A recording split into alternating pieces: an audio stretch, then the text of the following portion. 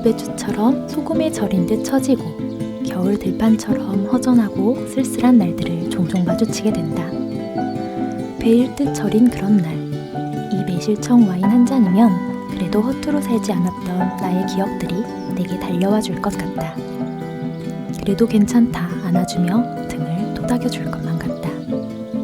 견디고 기다려준 매실의 시간이 나를 위로해주는 맘이다. 마로니의 여성백일장 산문부문 장원을 수상한 김복의 매실의 시간 중 일부를 읽어드렸습니다. 안녕하세요. 문학의 소리를 듣고 전하는 문학라디오 문장의 소리입니다. 저는 오다영입니다.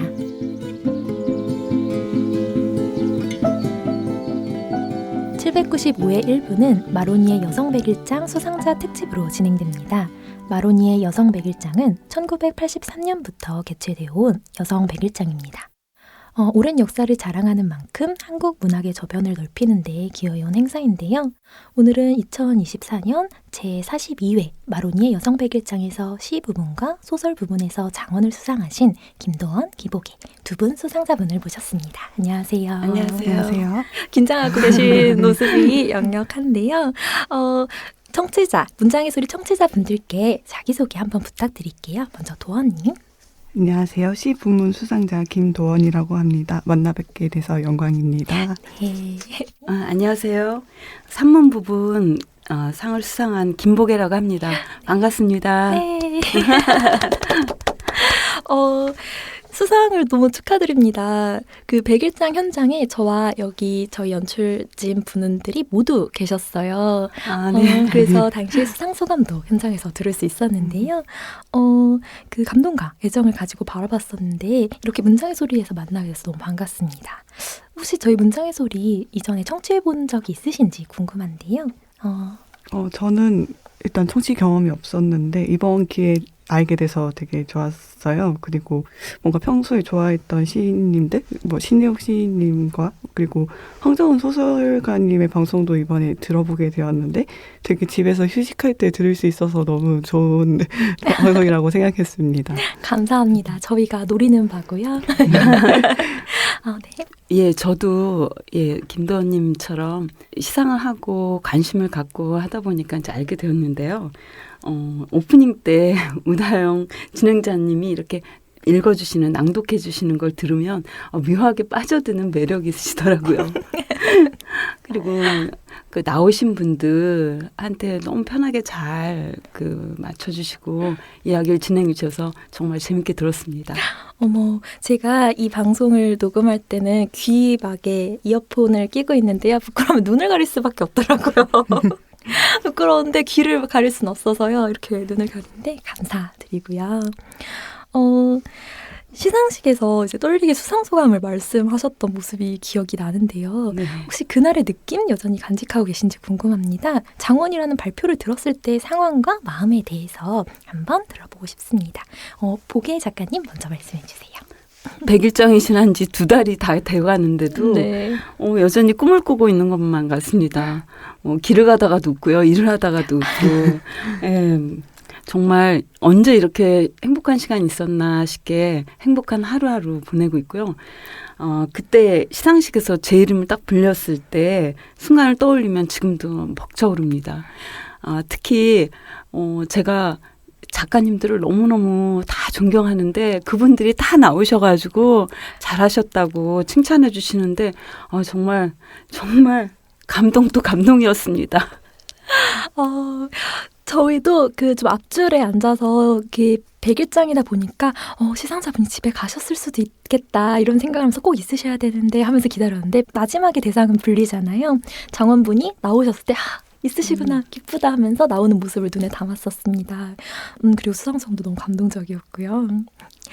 도원 작가님은 어떠세요? 저도 여전히 실감이 잘 나지 않는 것 같은데요. 그래도 뭔가 수상했을 때 그때 긍정적인 에너지를 되게 많이 받아서 지금 되게 조금씩 글을 더 써나갈 수 있게 된 것 같아요. 그럴 때 글을 쓸 때 되게 그런 좋은 에너지를 받았구나라는 걸 많이 느끼고 있고 또 장원이라는 사실 알게 됐을 때는 되게 놀라고 기쁘기도 했지만 뭔가 누군가 나의 시가 닿을 수도 있구나라는 희망 같은 걸 되게 많이 느껴서 되게 기쁘기도 하면서도 설렜던 기억이 있습니다. 이 장원을 받으신 다음에 생활에 좀 변화가 두 분 있으실까요? 저 같은 경우에는 글을 쓰는 게 어렵다고 생각을 하던 시기였는데 최근에 들어서는 조금 재활 운동을 하듯이 조금씩 더디게라도 써나가고 있는 것 같아요. 네. 저는 대상을 받고 나서 정말 그 전에는 이게 이렇게 하는 게 맞을까? 이건 좀 아닌 것 같지 않나? 막 이러면서 항상 저한테 의심하고 이런 생각들을 많이 했었는데 그래 잘할 수도 있을 거야 라는 그런 생각으로 저를 이렇게 좀 다독이게 되고 그래도 나라도 먼저 인정을 해주자. 다른 분들이 저렇게 칭찬해 주시니까 네. 무언가 나에게 뭔가 희망이 있을 수 있어. 뭐 이런 느낌을 많이 받고 있습니다. 두 분 다 좀 등 떠밀어준 응원의 손길을 이제 받으신 것 같네요. 상위 최고는 아니지만 얼마나 좋습니까? 이 모든 분들이 한 번 더 나아가라 하고 등을 한번 밀어주신 거니까. 네. 네. 저는 산문 심사에도 참여를 했었었는데요. 이제 이쪽에서 밝힐도 될 것 같아서 말씀을 드리지만 예심에서 외실의 시간을 제가 만났어요. 그래서 이 글이 올라갔으면 좋겠다라고 했는데 다른 모든 심사위원 분들도 좋아해 주셔서 대상이 되는 모습을 지켜보면 뿌듯했었거든요. 네, 장원을 받으셔서 너무 기쁨이 저에게도 있었습니다. 감사합니다. 시심사위원이신 저희 PD님도 뿌듯하게 바깥에서 지켜보고 계신데요. 사실 저희 이번 100일장이 굉장히 치열했어요. 참여자가 정말 많았고요. 참가자가 총 613명이라고 하는데 거기서 당당히 장원을 차지하셨고요. 글을 쓰면서 수상을 예감하셨는지, 창작하시면서 이번 작품은 꽤 괜찮은데 이런 생각을 좀 하셨는지 궁금했습니다. 보계 작가님 어떠세요?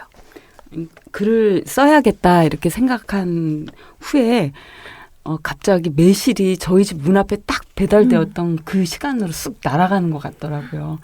그리고 그때 느낌과 생각이 생생히 살아나는 거예요. 그래서 그때 그 수상을 예감한 건 아니지만 그때를 한순간을 기억을 이렇게 하고 있다는 게 좀 신기했고요. 그리고 참 그때가 따뜻했던 기억이었구나 그런 생각을 했고요. 쓰고 다시 읽어보는데 보통 때는 좀 힘들게 익히는 때가 많았는데 힘들지 않고 익혀서 그래 그냥 잘했다 저한테 한번 칭찬에 한마디는 해주었습니다. 그래도 약간은 예상을 하실 수 아니요 예상은 못했습니다. 그냥 읽을 때 그냥 너무 막히는 게 많았던 예전보다 그때는 그래도 읽으면서 그런 생각을 했습니다. 그러셨군요. 도한 작가님 어떠세요? 저는 오히려 평소보다 자신이 없었는데요. 그게 평소에 쓰던 시절에 비해서 상당히 솔직하고 자기 고백적으로 썼기 때문에 되게 상당히 서투르면서도 진심만은 꼭꼭 눌러 담은 연애 편지 같은 느낌으로 써진 것 같더라고요. 그래서 뭔가 시를 제출하고도 이걸 다시 복기를 하는 것도 조금 스스로 조금 부담이 될 정도로 조금 어려운 일이었는데 그래도 조금은 가작이라도 받아봤으면 좋겠다라는 마음으로 거기서 기다리고 있었던 것 같습니다. 연애 편지라기엔 너무나 절제되어 있지 않았을까요? 그렇게 연애가 될까요? 그러셨군요. 역시 그래도 내심 조금 이 글에 기대가 있으셨기 때문에 좀 저희가 마지막 장원이 발표될 때까지 시간이 꽤 걸리잖아요. 그래서 마지막까지 계셔주셔서 너무 감사드렸고요. 그날 좀 그 날씨나 분위기가 되게 좋았던 걸로 기억하는데 그 글을 쓴 후에 어떤 곳에서 머무르며 어떻게 기다리셨는지도 궁금해요. 도원님 어떠셨어요? 저는 그 야외 공연장에서 그 퓨전 국악밴드랑 밴드 공연이 있었던 걸로 기억하는데 그때 이제 관람을 조금 했던 걸로 기억을 하고 또 날씨가 좋아서 그냥 가을을 만끽하고 있었던 것 같아요. 이제 막 시원해지기 시작하던 때였고 가을 햇살이 딱 좋은 정도로 따뜻해졌던 시기였기 때문에 그 계절을 느끼기가 가장 좋은 날이었다고 생각을 하고 또 가족 단위의 참가자들이 또 많이 보이더라고요. 네. 그런 분들을 보면서 쓸쓸하게 걸어갔던 기억이 있습니다. 쓸쓸함으로 끝나나요? 저는 안에서 이제 그 글들이 모두 마무리되어서 들어오길 좀 기다리다가 글이 들어온 다음에 열심히 심사에 이제 돌입을 했기 때문에 바깥 풍경을 잘 못 봤었는데요. 좀 맛있는 것도 좀 드시면서 막 날씨도 즐기시면서 소풍처럼 그 공간이 되어 있는 걸 보면 되게 좋은 날 잘 열렸다 이런 생각이 들었거든요. 보게님은 어떠셨어요? 기다리시면서? 정말 환상적인 날이었어요. 정말 모든 것이 진짜 완벽했어요. 하늘도 바람도 햇살도. 제가 그 낙산공원을 엄청 좋아하거든요. 그래서 이제 글을 내고 막 빨리 가고 싶어서 막 달려갔어요. 그랬더니 막 가서는 땀이 막 뻘뻘뻘 났는데 그 성벽에 딱 다다르니까 정말 바람이 다르더라고요. 너무 좋고 그 성벽에서 저는 이렇게 바라보는 서울을 바라보는 풍경을 좋아하는데 거기 서면 정말 600년의 시간을 거슬러 시간 속으로 싹 저를 데려가는 느낌이 들고 굉장히 신비롭습니다. 그래서 그 앞에서 그 벤치가 있는데 그 앞에서 그 샌드위치를 이렇게 먹으면서 정말 행복하다 이런 생각을 막 했는데 너무 오래 느끼다 보니까 그만 강연에 좀 늦었어요. 그래서 이제 부지런히 이제 갔는데 좀 늦었는데 마침 강사님께서 조금 늦게 시작해도 괜찮다 뭐 이렇게 딱 제 사정에 맞는 이야기를 딱 해주셔서 거기서 또 감사했습니다. 모든 것이 완벽했던 네, 완벽했어요. 날이네요. 이 반나절에 낙산공원에 달리기까지 하신 후에 그렇다면 이전에도 마로니에 100일장 참여를 하신 적이 있는지 궁금한데요. 어떤 동기로 이번 100일장에 참가하게 되셨는지 두 가지를 여쭤보고 싶습니다. 보게님. 저는 이번이 두 번째예요. 첫 번째는 2022년 참여를 처음으로 했었는데요. 참여하게 된 거는 이제 딸 덕분인데 그 딸이 정말 열심히 10년 동안 진짜 한 길만 꾸준히 걸었는데 그게 좌절이 됐어요. 그래서 아이가 그 마음을 추스리지 못하고 한동안 너무 오랫동안 힘들어했는데 그 모습을 보면서 저도 사실은 글을 정말 써보고 싶었지만 시간이 너무 없었고 항상 미뤄뒀고 그래서 그때 딸한테 그냥 힘내 이런 말을 하지 않고 그냥 저도 용기를 내보고 싶어서 그때 참여를 했고요. 그리고 그때 고맙게도 그날도 정말 마지막까지 그냥 기다리면서 즐기고 있었는데 그 우수상 발표를 경력직이셨군요. 그때 진짜 정말 가슴이 정말 날아갈 것 같았어요.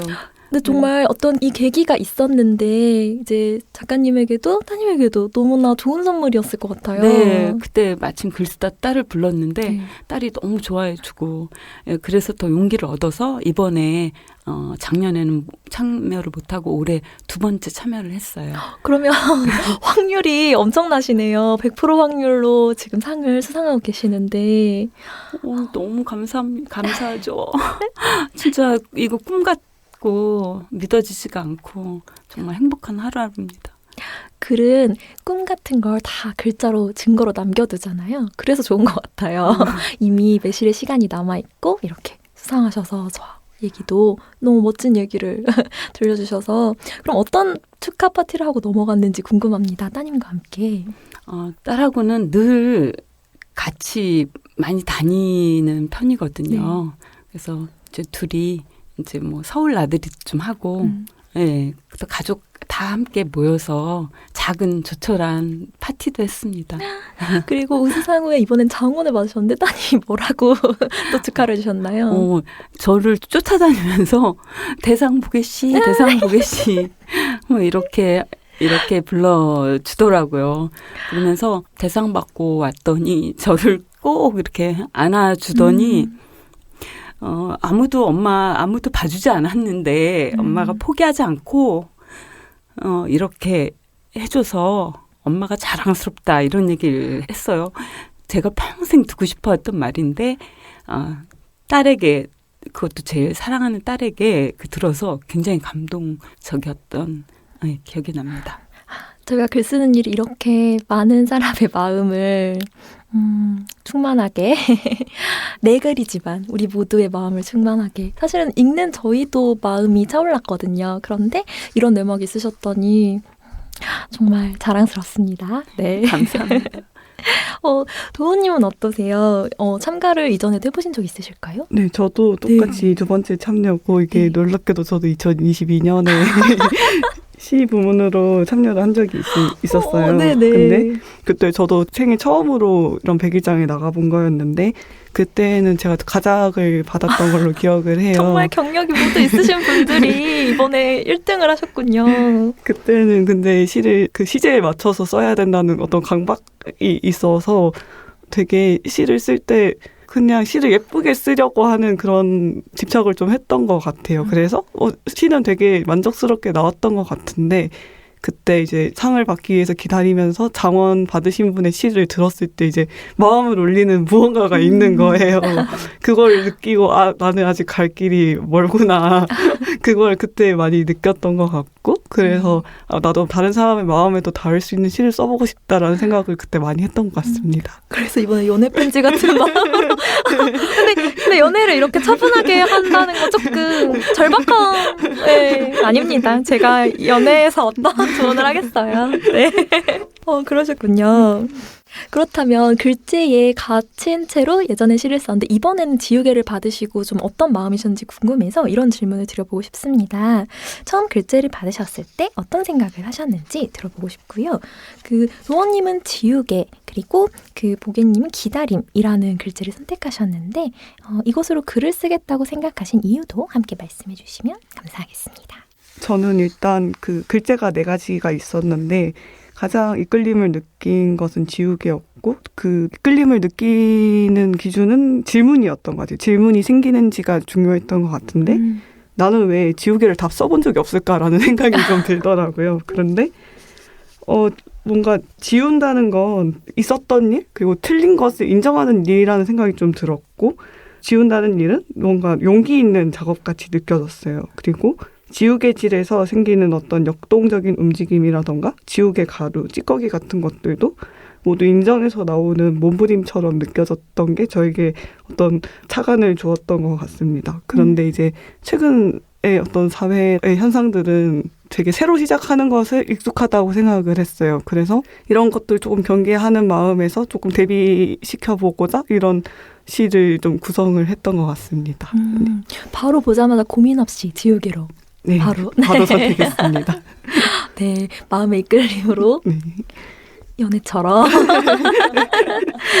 지금 그 선택 후회하지 않으시겠어요? 지금 다시 돌아가도 그거밖에 할 수 없을 것 같아요. 네, 좋습니다. 호객님은 어떠셨을까요? 저도 그 시제를 눈으로 이렇게 써놓고 이렇게 보고 그러다가 그 기다림이라는 낱말에 이렇게 보고 있는데 가슴이 따끔따끔해지는 거예요.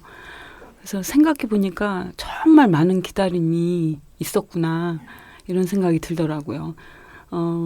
일단은 제가 정말 너무나 사랑하는 동생을 먼 나라에 보내놓고 오랫동안 그리워했던 기다림 그것도 있었고 아픈 가족이 좀 회복되기를 오랫동안 기다렸던 기다림도 있었고 그냥 늘 처진 곳에 늘 있었던 그 나를 기다리는 기다림도 있었고 뭐 여러 기다림이 막 떠오르더라고요.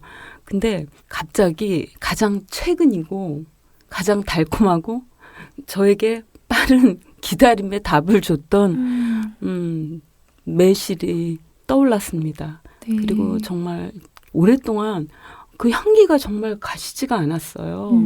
그래서 오랫동안 어쩜 저렇게 향기가 오래 남을 수 있을까. 그런 적이 느껴보지 못했는데 그 생각을 해서 기다림으로 선택을 하게 되었습니다. 들어보니 매실은 정말 고마운 존재인 게 조금 기다리게 하고 오랜 향을 주는 맞아요. 얼마나 기특한. 정말 기특해요. 네. 지금도 장원도 냉장고에. 주고. 맞아요. 축하주로 와인 네. 드셨나요? 네, 아주 맛있게 먹었습니다. 저도 궁금하더라고요, 맛이. 이런 질문 어떨까 싶은데요. 백일장 참여를 할 때 두 분만의 꿀팁이 좀 있으셨는지 궁금합니다. 두 번이나 수상을 하신 두 분이시기 때문에 혹은 이런 것을 놓치지 않고 가져오면 참 좋다. 예를 들면 펜을 많이 가져오면 좋다. 편한 바지를 입고 오는 것이 좋다. 이러한 것이 있다면 무엇이든 들어보고 싶습니다. 도원님.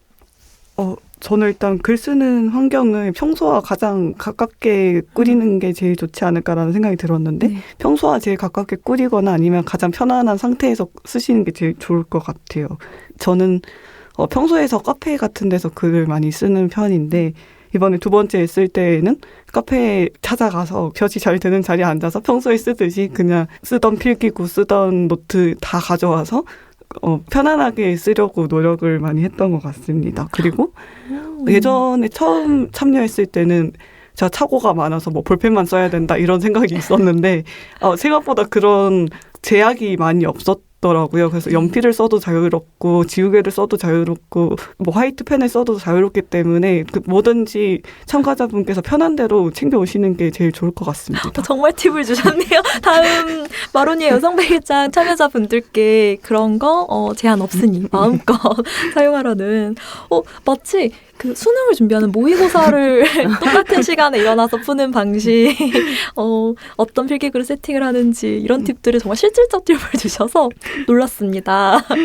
보기님은 어떤 팁을 주실 수 있을까요? 저는 그 2022년 처음 그 참여할 때 사실 다른 공간이 실내에 있다는 사실을 잘 몰랐어요. 제가 좀 부주의했죠. 그래서 그 밖에서 글을 쓰는데 햇빛 따라 네. 계속 옮겨 다녔어요. 운치가 있는 글쓰기를 하셨네요. 네. 장소를 바꾸니까 네. 또 이렇게 또 약간 지칠 때 또 이렇게 되고 그래서 뭐 힘을 또 나게 해서 좋은 건 있었지만 꽤 힘들었습니다. 그래서 자기가 그 실내에 쓸지 실외에서 쓸지 결정을 하셔서 그 쓰시면 좋은데 어떻게 될지 모르니까 일단 저는 편안한 복장이 가장 중요하다고 생각합니다. 저번에 그 10월에 그 저희 백일장 있을 때 3명의 그 대상을 받으신 분들이 사실은 비슷한 색깔의 비슷한 옷을 입으셔서 저희끼리 좀 킥킥대고 좀 웃었던 기억이 납니다. 고수분들이셨던 거군요. 편안한 복장 추천하고요. 아까 도원님이 말씀하신 것처럼 자기가 편안함을 느낄 수 있는 그런 것들로 구성을 하면 좋을 것 같습니다. 전 돗자리 추천합니다. 정말 실 아이템이 나와서 다음 마로니의 백일장 참여를 생각하시는 분들은 정말 이 방송을 한 번씩 청취해 주시고 나와주신다면 좋을 것 같고 저는 시간 관리도 어떻게 하셨는지 궁금한 게 두 분은 좀 마감 시간 끝까지 잡고 계시다가 제출을 하셨는지 아니면 좀 여유 있게 내셨는지 궁금해요. 부모님은 어떠셨어요? 제가 2022년에는 되게 시간 관리를 못했던 기억이 있어요. 네. 그래서 상당히 촉박하게 시를 썼던 기억이 있는데 이번에는 조금 안분을 했어요. 그래서 1시간은 생각을 하자. 1시간은 무조건 쓰자. 1시간은 무조건 옮겨 넣자. 이렇게 안분을 하고 그 시간 안에는 죽이 되든 밥이 되든 그것만 했어요. 정말 체계적이신 분이라는 걸 거듭 알게 되었고요. 후계님은 어떻게 배분하셨을까요? 저 같은 경우는 일단 시간 순서대로 그 글을 이제 가야겠다 생각을 했기 때문에 일단 큰 틀 이렇게 만들어 놓고 거기에 떠오른 생각들을 계속 좀 빠르게 했어요. 저 같은 경우는 좀 시간이 너무 부족했었어요. 네. 저 2022년에 정말 시간이 너무 부족해가지고 그래서 좀 빠르게 구성을 하고 그다음에 그 시간 순서대로 그때 기억이 이렇게 쫘르르르 펼쳐지듯이 생각을 해서 좀 빠르게 경력이 중요하다는 두 분의 공통된 팁이 있으셨고요. 그렇다면 본격적으로 작품 이야기를 한번 나눠보려고 합니다. 두 분이 먼저 직접 작품에 관해 설명을 해주시면 좋을 것 같은데요. 도원님이 먼저 시 지우개의 행방에 대해 소개를 한번 해주세요.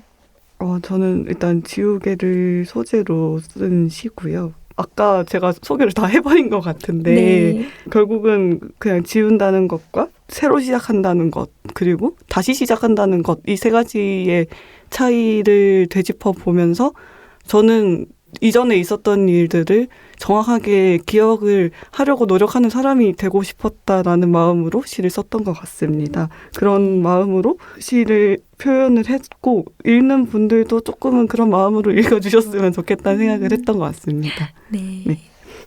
이번에 그 쓴 글은요. 그 매실을 선물 받고 그 매실로 매실청을 만들어가는 과정을 이렇게 담은 글인데요. 제가 얼마 전부터 이제 꾸준히 그 텃밭도 하고 또 제가 식물 덕후라 네. 식물을 키우면서 뭔가 이제 키워내는 건 진짜 힘든 일이에요. 그래서 식물뿐이 아니라 뭐 물론 사람도 마찬가지고. 근데 정말 너무나 예쁜 그 매실을 이렇게 본 순간 정말 누군가의 손에 의해서 저에게 이렇게 전해지는 거잖아요. 네. 그래서 그 사람이 꼭 저를 생각하고 이걸 키우진 않았지만 그 매실을 손에 이렇게 딱 들고 향기를 맡는 순간 정말 그분이 누군지는 몰라도 그분이 그 쏟았던 정성, 손길 그게 정말 느껴지는 것처럼 정말 따뜻했던 기억을 담았습니다. 네. 이 두 작품을 지금 저희 청취자분들께서는 아직 읽어보지 못하셨을 텐데 문장 앱진 마로니에 백일장 코너에 모두 전문이 올라와 있습니다. 이 방송을 들으신 후에 읽어보셔도 좋고 지금 잠시 앞으로는 작품 얘기를 좀 할 예정이라서 잠시 그 글들을 읽고 오셔도 좋을 것 같습니다. 먼저 시 이야기부터 해볼게요. 지우개의 행방이라는 제목으로 차분하고 단단하게 시를 전개해 주셨는데요. 지우개라는 구체적인 물질이 시라는 영역으로 굴러가기까지 어떠한 포착과 고민이 있었는지 아까 이야기를 해주셨지만 나에게 지우개를 이렇게까지 끌고 온 어떤 포착한 지점이 있으셨는지 궁금합니다. 일단 거기서 눈이 내린다는 게 있었는데 결국 눈이 내리는 모습은 제가 지우개 가루에서 연상을 떠올렸던 부분이에요. 그런데 눈은 녹으면 사라지는데도 폭설이 오고 나면 세상이 지워진 것처럼 새하얗잖아요. 그런데 변하지 않는다는 점에 저는 조금 주목을 했던 것 같고 모르겠어요. 이게 참 시 쓴다는 게 이렇게 계획하고 쓰는 게 아니고 심지어 이걸 2시간 30분 동안 네. 즉흥적으로 썼던 거기 때문에 어떤 포착한 느낌에서 제 진심을 담아서 썼던 거라서 되게 표현하기가 어렵습니다. 솔직하게 말씀드리고. 정말 진실한 답변해 주셔서 감사합니다. 저희도 좀 깨어나야겠어요. 당연하죠. 벽일창에서 지금 정원이 글을 쓰신 것만 해도 대단한데 저희가 근데 이 스튜디오에서 들어본 그 답변 중에 가장 신선해서 지금 제가 좀 충격을 받았지만 정말 맞는 말씀이시고요. 그러면 이 시가 나오게 된 이제 당시의 생각을 많이 가지고 계셨던 고민이나 생각이 있으셨는지 좀 궁금하거든요. 그 시 속에서도 페이지를 이렇게 잡고 뜯으려고 하는 장면이 있어요. 근데 그게 제 고민이기도 한 지점이 저는 무언가 잘못됐을 때 이렇게 삭제하고 새로 시작할 수 있다고 자꾸 믿고 싶은 거예요. 네. 그래서 극단적으로 자꾸 생각을 하는 거죠. 내가 이 일이 잘못되면 그냥 없었던 일로 치면 돼. 예를 들면 퇴사하고 그 전에 있었던 회사는 없었던 일로 치면 돼. 이게 없었던 일이 되는 게 전혀 아니잖아요. 그런데 어떤 과거에 있었던 일들을 자꾸 없었던 일로 치부하려는 제 그런 습관들이 스스로도 고민이었고 이런 것들이 당연하게 여겨지면 안 된다라는 위기감이 좀 느꼈던 것 같습니다. 그렇군요. 아까 앞서 저희 녹음 앞부분에서 좀 지우개를 지우는 행위까지도 이 시에서 많이 생각을 하며 쓰셨다. 이것이 좀 움직임 그리고 멈추지 않는 어떤 힘 같은 걸로 여기신 것 같은데 그렇게 좀 기운을 좀 내고 계신가요? 네. 이제는 뭔가 장원이 힘이 됐을까요? 그래도 예전에는 멈춰있는 상태였다고 하면 이제는 좀 굴러다녀야 되겠다라는 네. 생각이 들어서 이렇게 지우개질을 하는 것처럼 세상과 좀 마찰을 해야겠다라는 마음가짐으로 살고 있습니다. 저도 이 시를 읽고 나서 사실은 읽기 전에 수상 소감 후에 여성 마로니의 백일장은 시 장원의 시를 이제 완독을 한 후에 마무리를 하는 전통이 있어서 귀로 먼저 들었죠. 그런데 정말로 같이 이제 작가분들이 모두 앉아 계셨지만 너무 좋다. 모두 눈으로 빨리 보고 싶다 했는데 이제 저도 올라온 글을 다시 읽어도 그때 이걸 읽어주신 거구나 라고 생각하며 읽었어요. 지우개가 막 좀 지우고 싶다. 없었던 일로 하고 싶다. 여기에 많이 가지고 오신 것처럼 뭐 엉킨 각질을 떨궈내고 손톱 끝도 떨궈내고 모든 걸 지우고 싶어 하는 건데 지우개 자체가 그 몸을 떨궈내면서 이걸 지우는 그 흔적 자체와 작아진 다른 지우개가 그 일이 없었던 게 아니었던 걸로 눈에 남아있잖아요. 네네. 그래서 어떤 생각을 많이 품고 계셨길래 이런 시가 나오셨을까 궁금했는데 생각보다 기운이 넘치시는 상태셔서 기쁜 마음입니다. 평소에도 습작을 많이 하시는 편인지 궁금한데요. 주로 어떤 것들에서 영감을 받으시는지 궁금합니다.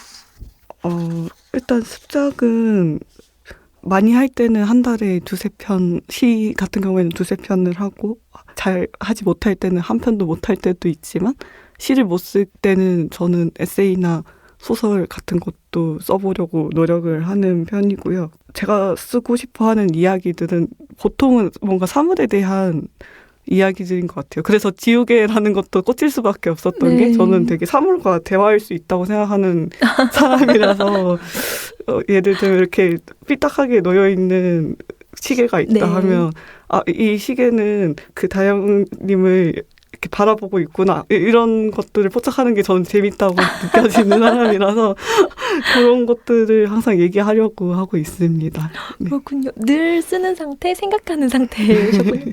작가님 훌륭하십니다. 보배님은 어떤지 좀 궁금한데 습작을 좀 하고 계실까요? 하고 계실 것 같은데. 네. 글은 그냥 일기로 늘 쓰고 있습니다. 그리고 제가 책을 되게 굉장히 좋아해갖고 그 도서관 옆에 살면서 도서관을 밤낮 없이 드나들고 책을 읽는 걸 굉장히 좋아해요. 그래서 책을 읽고는 항상 책에 대한 저만의 이렇게 생각 정리, 그다음에 뭐 신문을 보다가도 또 정리. 그러니까 글은 늘 매번 쓰고 어느 날 딱 불현듯 제가 읽었던 책과 저의 어떠한 사연, 어떠한 일, 뭐 이런 거 맞으면 바로 이제 글을 쓰고 싶어 하고 쓰고 있습니다. 두 분의 열기에 반성을 하며 다음 질문으로 넘어가 봐야겠습니다. 산문 이야기를 좀 한번 해볼게요. 매실의 시간은 기다림을 직접적으로 이야기하지 않고도 기다림에 관하여 풀어내는 이야기 솜씨가 대단했는데요. 무언가를 키워내는 것은 어렵다고 말씀해 주시면서 그 누군가의 손길로 길러진 매실이 위로를 건네는 것을 느꼈다고 하셨습니다. 무언가를 기다리는 일이 때때로 어렵게 느껴지기도 하지만 또 그 이후에 찾아오는 기쁨의 순간이 있는 것 같은데요. 혹시 살면서 이런 기다림의 순간이 아까 얘기를 좀 해주셨는데요. 좀 더 구체적으로 얘기해 주셔도 좋을 것 같아요. 제 인생에서 그 가장 힘겨웠던 기다림의 순간은 아무래도 이제 넘어진 딸이 일어나는 때까지를 기다리는 순간이었던 것 같아요. 네. 그저 그냥 말없이 옆에 있어주는 것. 그리고 제 입에서 튀어나온 말이 갈코리가 돼갖고 딸을 핥히지 않기 위해 애쓰는 거. 그리고 매일매일 가볍게 사랑한다고 전하지 않는 거. 뭐 이런 것들을 정말 매일매일 꾸준히 늘 했거든요. 근데 저는 사실 굉장히 시끄럽고 우당탕탕 거리고 참을 줄 잘 모르는 사람이에요. 근데 제 평생 제일 많이 참아봤고 제일 많이 기다려봤던 것 같아요. 제가 식물을 굉장히 좋아해서 키우는데 개발 선인장이라는 꽃을 키우게 됐는데요. 한 3년인가를 아무것도 안 하는 거예요. 얘가 자라지도 않고 꽃도 피지도 않고 그렇다고 죽지도 않고. 그래서 그냥 놔뒀거든요. 근데 정말 거짓말처럼 어느 해 갑자기 얘가 꽃을 피는 거예요. 근데 얘는 신기하게 2번 펴요, 꽃이. 꽃 속에 또 꽃이 나오거든요. 근데 정말 믿어지지 않게 너무 예쁘더라고요. 근데 요즘에 제가 우리 딸 보면서 그 꽃 보듯 웃고 있어요. 예, 제 딸이 열심히 해보겠다. 포기하지 않겠다. 이렇게 얘기를 하면서 뭔가를 하고는 있어요. 근데 제가 섣불리 뭔가 앞서 생각하고 걱정하고 뭐 이럴까봐 그러는지 아무 말도 안 하는데 뭔가를 하고 있어요. 근데 그 모습이 예뻐 보여요. 그래서 이젠 뭔가를 하다가 넘어져도 그냥 마냥 철퍼덕하고 쓰러져 나는 아무것도 못해 라고 하지는 않을 것 같다. 이런 믿음이 생겨서 지금은 그저 보는 것만 해도 좋습니다. 따님 이야기라 말씀해주신 개발 선인장. 개발 선인장이요. 네. 제가 식물 좀 좋아하고 꽤 있는데 식물 이름 외우기가 꽤 어렵더라고요. 어려워요. 네. 계속 맞아요. 저도 부모님에게 여쭤봤는데 아주 척척 알려주시는데도 저는 이제 봐도 조금 헷갈리고 그런데 그 선인장이 언제 꽃이 필지 어떤 상태인지 잘 모르겠는데 기다려줬을 때 꽃이 결국에는 어느 날 피고 두 번째 꽃이 핀다는 게 사실 보너스 같고 우리의 기다림에 두 번의 꽃을 피는 게 되게 감동적이네요. 기다리는 시간에 대해 제가 이번에 매실의 시간을 읽으면서 많이 생각을 했었는데 두 번 피는 꽃을 기다린다는 생각으로 그런 상상으로 기다린다면 기쁠 것 같아요. 네. 매실에 대해서 질문을 하나 드리고 싶었던 게 저도 사실 저희 집이 항상 매실을 담그는 집이에요. 아주 많은 손이 큰 집이라서 저도 그 매실의 향과 맛과 1년쯤 됐을 때의 향 그리고 3년쯤 됐을 때의 색 이런 걸 아는데 두 분 다 집에서 매실을 담그셨었는지 이전에도 궁금합니다. 일단 보게님은 그전에도 매실을 항상 집에서 그전에는 청매실을 하고 조금 이르게 따는 그 매실로 담갔었거든요. 근데 그 청매실은 굉장히 과육이 단단해요. 그리고 걔는 또 약간 상큼한 맛이 나요. 그런데 이번에 그 매실은 황매실이라고 그 과육이 굉장히 물러요. 막 흐물흐물해져요. 그 대신 얘는 완전히 다 익은 상태에서 따서 향이 정말 청매실에 몇 배는 진한 것 같아요. 그래서 그런 차이가 있고 청매실 같은 경우는 그 과육을 나중에 먹기가 되게 좋거든요. 그 장아찌처럼 이렇게 할 수가 있는데 너무 맛있죠. 네, 근데 황매실은 그게 안 돼요. 네, 그런 차이가 있어요. 그렇지만 매실 담그는 과정은 정말 행복해요. 든든하고. 네, 왜냐하면 전 매실로 요리하는 걸 엄청 좋아하거든요. 모든 요리에 들어가고. 네, 맞아요. 그 매실이 든든히 저쪽 어딘가에 이렇게 있으면 올해 한 해 내년도. 네, 맞아요. 그런 글을 산문 안에 적어주셔서 저도 동의하며 읽었고요. 도원님도 매실을 집에서 담그시는 걸 본 적 있으실까요? 저희 외할머니께서 예전에 매실 농사를 지으셔서 저희가 매실 집안에 손녀딸 앞에서 온갖 매실 얘기를 했네요. 들어보겠습니다. 경천. 네, 저도 너무 옛날이긴 하지만 제가 어렸을 때 이 질문을 제가 안 했으면 어쩔 뻔했나요? 네네. 광양에 사시는 할머니께서 이제 매실을 계속 그 때가 되면 보내주셨어요. 그리고 어머니는 이제 그 매실을 처리를 해야 되니까 그걸 항상 매실을 담아서 병이란 병은 다 주워와서 병에다가 다 이렇게 담아주셨는데 저는 그게 기다림이 그때는 있는지도 모르고 그냥 늘 매실, 있는 것. 늘 있는 것. 그냥 찬장에 열면 늘 있는 것.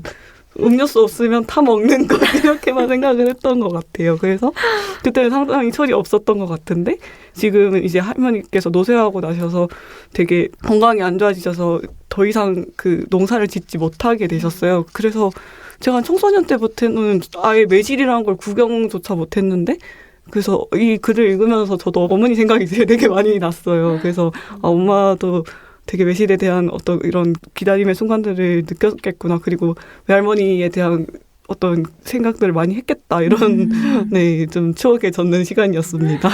그렇군요. 왜냐하면 이 매실 시간이 정말 그 담그는 과정을 찬찬하게 모두 그거를 어떻게 기억했는지 놀랍다고 직접 쓰고도 놀랍다고 하셨는데 정말 찬찬해서 적어두신 거 아니야 싶을 만큼 그려졌었는데 이제 어머니의 입장을 되신 것 같고요. 저희가 이야기를 나누다 보니 질문이 되게 많았는데 많이 드리지 못해서 그래도 꼭 드리고 싶은 질문을 하나 더 드리고 싶은데요.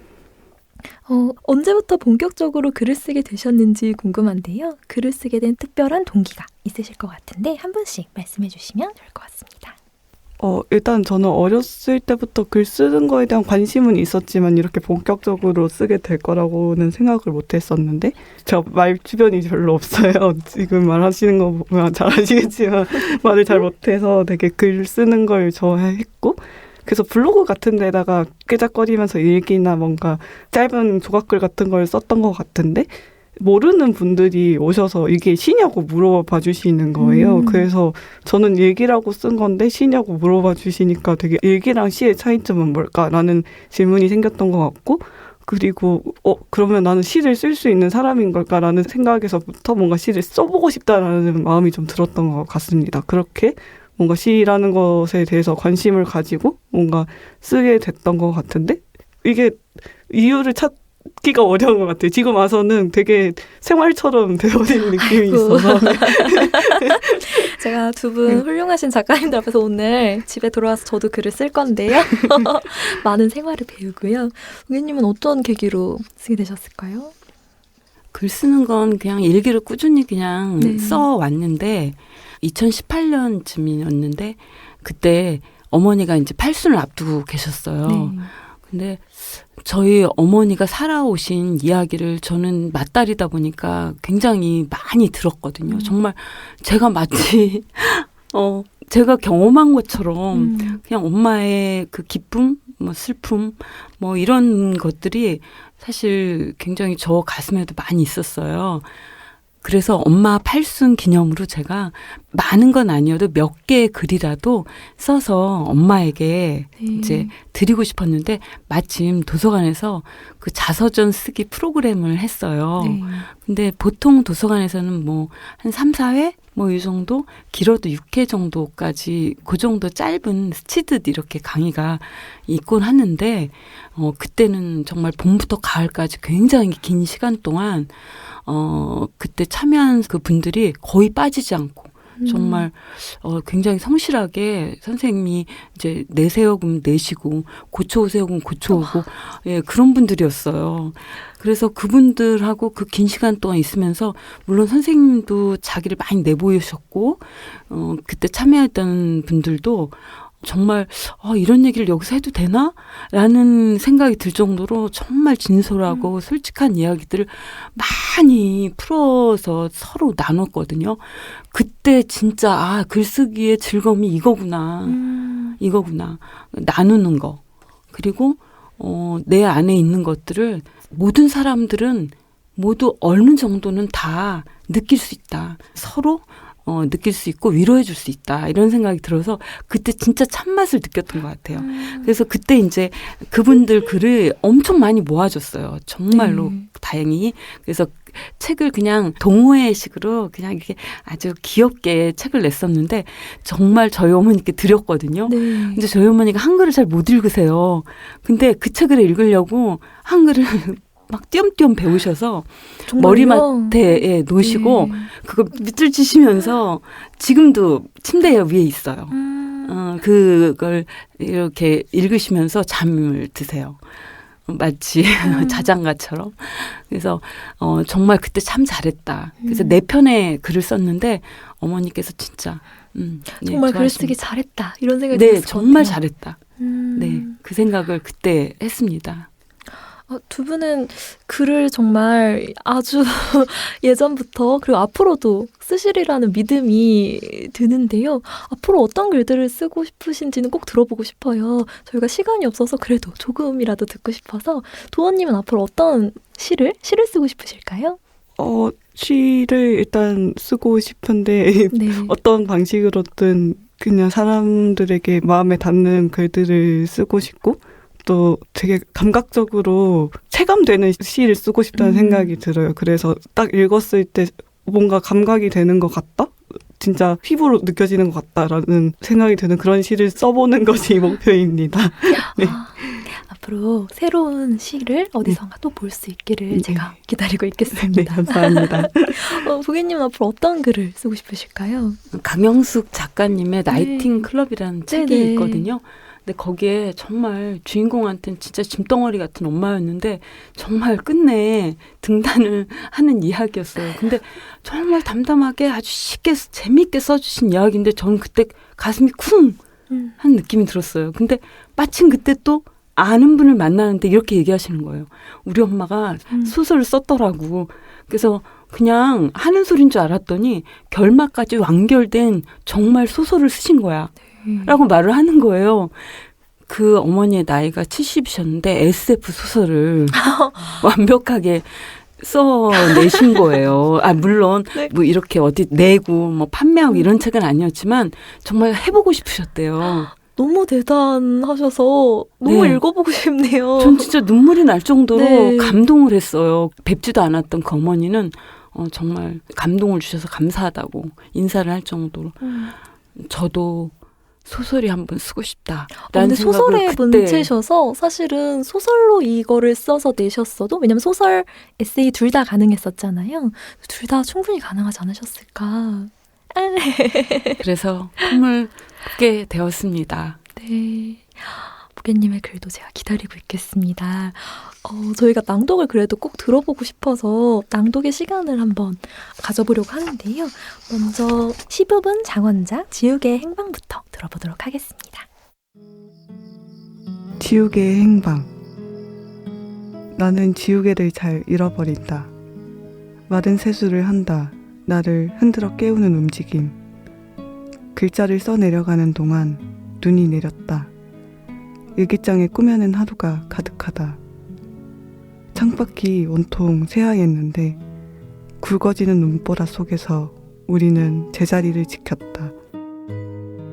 자주 입는 외투에 보풀이 일었다. 엉긴 시간을 손톱 끝으로 뜯어낼 때 입가에서 각질이 떨어져 나간다. 인정하는 일에는 찌꺼기가 생겼다. 나는 무뎌지는 일이 두렵다고 쓴다. 이건 꾸며내지 않은 이야기. 책상 위를 쓸어 담는다. 나를 내버리는 움직임. 페이지 채로 뜯어낼 수도 있었지. 종이 끝을 팽팽하게 잡아당겼을 때 창밖에서 굉음이 울려 퍼졌다. 눈사태가 도시를 뒤덮는 풍경. 나는 불빛 쪽으로 손짓하는 사람을 보았어. 황급히 창문을 열자 창밖에는 따사로운 도시의 아침이 눈은 내린 적 없다는 듯이 시치미를 떼고 나는 보풀 가득한 외투를 입고 집을 나선다. 지난밤 무사했나요? 이웃에게 묻자 적당히 선선하고 평화로웠다는 대답들. 정말 없던 일이었나요? 나는 지우개를 다 쓰기 전에 잃어버린다. 그러나 목격한 눈사태에 대해, 희미한 손짓에 대해 정확하게 진술하기 위해서 이미 쓰여진 세계 속으로 걸어 들어간다. 그 길 위에서 헌 지우개 하나를 줍는다. 지우개는 단단하다. 감사합니다. 감사합니다. 현장에서 떨리는 그 장원을 받으셨을 때 마음으로 들은 후에 이렇게 다시 낭독을 들으니 감회가 새롭네요. 다음은 3번 부분 장원작 매실의 시간 일부를 낭독해 주시겠습니다. 매실의 시간. 6월 중순에 택배 상자 하나가 배달 왔다. 열어보니 토실토실 살이 오른 매실이 들어있었다. 빛깔이 너무 고와 어떤 이의 손길이 이 매실을 이리 예쁘게 키웠을까 생각했다. 요즘 주말 농장을 다니며 뭔가를 키워낸다는 것이 얼마나 힘든 일임을 알게 된 까닭이다. 크고 튼실한 이 녀석들은 주인의 부지런한 발걸음과 손길로 목마르지도 벌레의 괴롭힘도 없이 길러진 모양이다. 저녁에 퇴근한 남편이 신발을 벗자마자 물었다. 택배 왔지? 아는 분이 친정에서 매실을 키운다네. 황매실 한 상자 보냈다고 연락이 왔어. 자기가 친정 가서 봄에 거름도 주고 풀도 뽑으니 자기가 키운 거나 다름없다고 큰소리 치더군. 그 동네에서 알 크고 향 좋기로 유명한 집이래. 정말 큰소리 칠만 했다. 내가 본 중 이 정도 큰 매실은 본 적이 없으니까 말이다. 향은 또 어찌나 좋은지 퇴근한 딸이 집에 들어서며 이게 무슨 냄새야? 너무 냄새 좋다 라고 하더니 이끌리듯 부엌으로 다가왔다. 저녁 식사를 하는 내내 남쪽 지방의 따스한 봄바람과 햇살 속에서 거니는 느낌이 들었다. 마늘을 까거나 양파를 다듬을 때 나는 알싸한 냄새가 진동한 적은 있지만 향기가 집안을 감싸는 놀라운 경험은 처음이었다. 설거지를 하면서 콧노래까지 흥얼거리고 소쿠리에 펼쳐놓은 매실을 보고 또 봤다. 감사합니다. 이렇게 오늘 나와서 이 스튜디오에서 같이 이야기를 나눠보았는데요. 두 분 어떠셨는지 소감도 들어보고 싶어요. 호객님 먼저. 사실은 너무 떨려가지고 그랬는데 정말 제가 듣던 대로 다영님의 이렇게 나긋나긋 예쁜 목소리를 듣다 보니 저도 모르게 원래 이렇게 무슨 얘기를 할지도 하나도 몰랐는데 네. 말씀을 너무 잘하셨어요. 들어보시면 아실 거예요. 내가 말을 잘하는구나. 아실 겁니다. 너무 감사드립니다. 예. 도아님은 어떠셨어요? 저도 따뜻한 분위기 속에서 이렇게 좋은 시간을 가질 수 있었던 게 정말 영광이었고요. 이런 기회가 또 다시 있을지는 모르겠지만 정말 좋은 추억이 될 것 같습니다. 감사합니다. 감사합니다. 저에게도 오늘 특별한 것이 그 현장에서 기뻐서 축하를 좀 더 가까이서 드리고 싶다 했는데 이런 자리가 만들어져서 저 역시 너무 기쁩니다. 이렇게 나와서 특별한 시간 가져주셔서 감사합니다. 감사합니다. 감사합니다.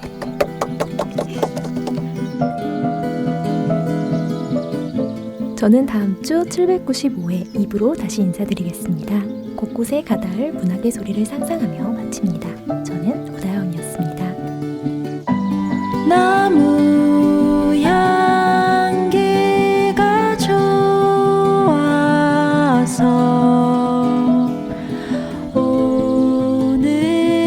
오늘도 연필을 들어서